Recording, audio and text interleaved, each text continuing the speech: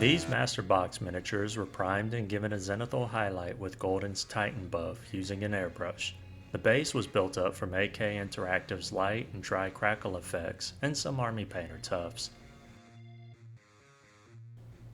The assembly, gap filling, priming, and basing took about 2 hours as there were some significant gaps in these models, especially on the horse. I then began base coating everything using Army Painter Speedpaints. Applying these speed paints took me nearly 2 hours, though I also took my time as I wanted to minimize the need to fix any errant brushstrokes later. The most notable things to mention during this work was that I applied peachy flesh for the skin, and then moved on to other areas adding speed paints. Once the peachy flesh was completely dry, I then came back to it and applied fire drake over the skin, darkening it. The metallic speed paints I applied last as I did not want to get metal flakes in my rinsing cup and have those metal flakes transfer into non-metallic portions of the miniature.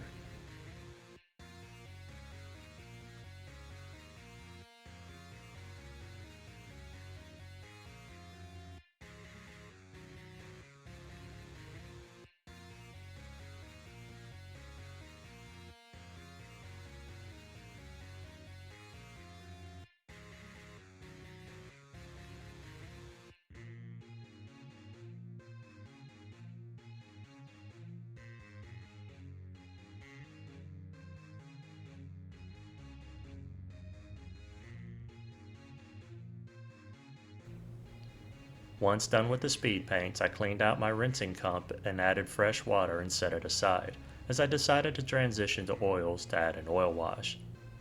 Though the speed paints do a good job of adding shadows, especially in the recesses of the clothing, I wanted to add some variation to the deeper shadows, which could be quickly done with oils. These I let sit for about an hour before coming back with a small makeup sponge to lightly buff away the oils on the upraised surface area. I left the tighter spaces untouched and now darker than anything I was able to reach with the sponge. The only real tip needed here is to ensure the sponge is slightly dampened with mineral spirits. If I press down with the sponge on the miniature, I do not want the mineral spirits oozing out and running everywhere, so I make sure there is only the slightest remaining in the sponge. I let the model sit overnight, and at this point I have 4.5 hours active working time on these two miniatures, not including the hour for the oil to dry or for the gap filling compounds to set during the assembly process.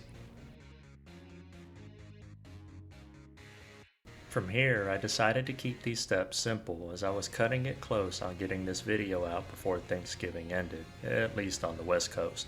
For the last few weeks, I've been working on 9 other miniatures that are all around 54mm in size, and it's taking me far longer than I expected. Just base coating the white and adding some highlights to it has taken me over 20 hours to complete. I was hoping to have them done before this video is out, but I'm probably only 2/3 of the way through that project, and it'll likely not be finished before the end of the year, as I have a lot of miniatures I want to paint before Christmas. And I'm not sure I'll have enough time to finish those as it is. For each area, I apply at least one highlight, and in some, I add an additional shadow color.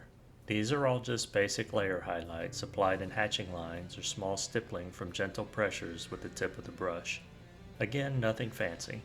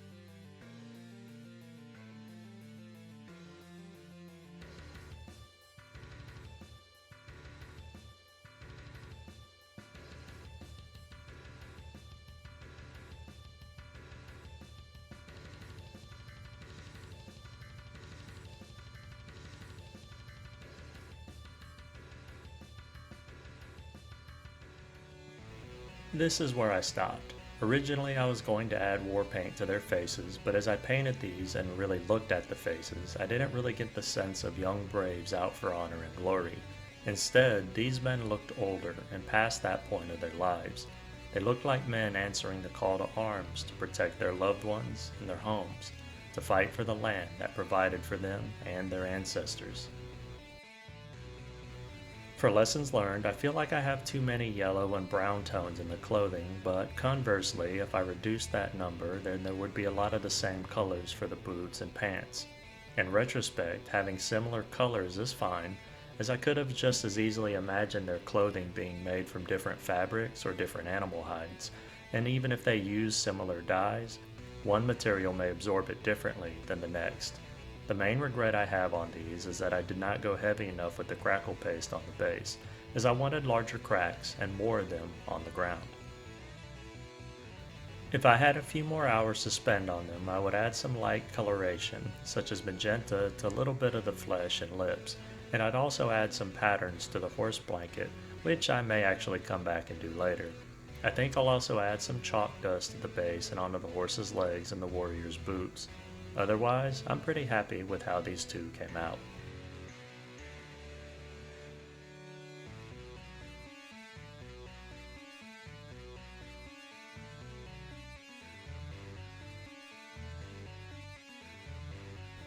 And that will bring this video to its end. I hope you learned something or inspired to start or expand your own collection of Native American braves. If you have any questions, feel free to ask, and if you like the content of this video and would like to see more, you can support this channel by liking, commenting, sharing, and subscribing. I'm Jim with Working with Miniatures. I'm truly grateful for your time, and I bid you a fond farewell. Until the next video.